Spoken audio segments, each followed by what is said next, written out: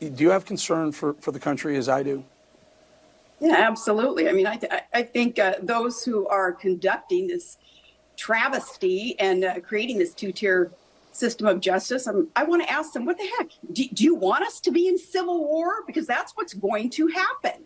We're not going to keep putting up with this. And Eric, I like that you suggested that we need to get angry. We do need to rise up and take our country back. Sarah Palin has never left one of the main pillars of the Republican Party, riling up followers to plot some kind of civil war over Donald Trump's laundry list of potential crimes.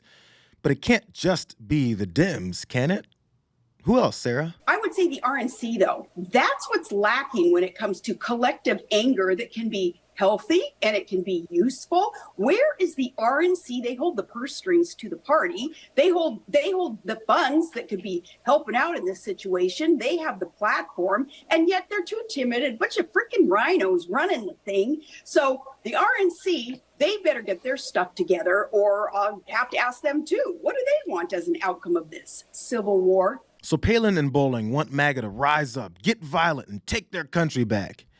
And unless some unnamed group of theys don't stop with this manufactured two-tier justice system, or the RNC doesn't stop acting like freaking rhinos by doing something else that she also can't explain, then we know what's next. Bloodshed to avoid accountability.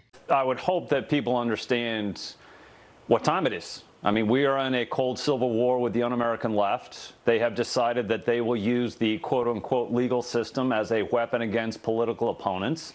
My bad. It's only a cold civil war. Something like guys like this try to say to distance themselves from accountability so that when their minions latch onto that violent solution being fed to them, they can throw their hands up and say, who could have seen it coming? That's Nazi Germany, Hitler. You can't silence your political opponents because you don't agree with them. Joe Biden should be in prison for his bribes. The vote was stolen. I believe it. In my heart. Remember, they blew up one of the election quarters where they kept all of the Dominion machines. Why'd that blow up? If Donald Trump were to be found guilty by a jury, where do you see this going? Civil war. Civil war. Divide it up, because we can't live together, obviously. And if he wants me to protect them, I'm going to go in there. I'm going to let him know that I'll do it. These lazy, bloodthirsty politicians and pundits, they're radicalizing winners like this guy into believing that they should start a civil war over Trump's illegal attempts to overturn his loss.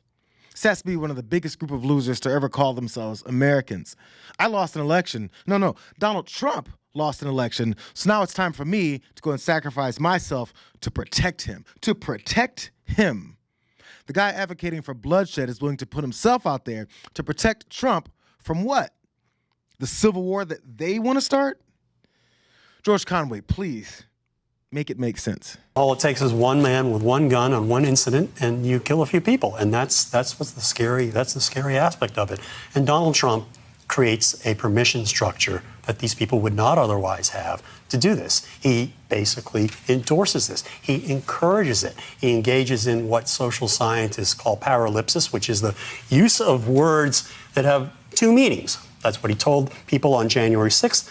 Let's fight. You need to fight for your country. Mm-hmm. He uses apocalyptic rhetoric. People will be very upset. He's encouraging the violence and then saying, well, I didn't mean that literally, right. But they know what he means. And that's sort of thing actually empowers these people who think that they're, they feel put upon and that they're helpless, and they really are because they're not very smart and they're very isolated. But he empowers them. Yeah. He makes them part of an army, and that is exceedingly dangerous. So they're mentally empowering people to believe that they're part of Trump's personal army, tasked with the honor of fighting and dying for him. Pay attention to how Trump paints this rosy picture of his increasingly violent foot soldiers mindset by describing his most successful deployment of troops on January 6th when simply asked about civil war. Do you think we're moving towards civil war? There's tremendous passion and there's tremendous love. January 6th was a very interesting day because they don't report it properly. I believe it was the largest crowd I've ever spoken before. And some of the crowds I've spoken before. And like July 4th on the mall, I think they had 1 million people there. But I think that the biggest crowd I've ever spoken before was on January 6th. And people that were in that crowd, a very, very small group of people, and we said, patriotically and peacefully, peacefully and patriotically, right? Nobody ever says that. Go peacefully and patriotically. People in that crowd said it was the most beautiful day they've ever experienced.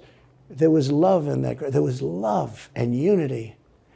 I have never seen such spirit and such passion and such love. And I've also never seen simultaneously and from the same people such hatred of what they've done to our country. You may wonder why the former president would bring up January 6th when asked about possible civil war. Maybe it's because despite how glorious he'd like to reframe the same day that all that went down, he can't let his personal army of MAGA soldiers forget their true calling, to line up and fight for him with beautiful anger and hatred.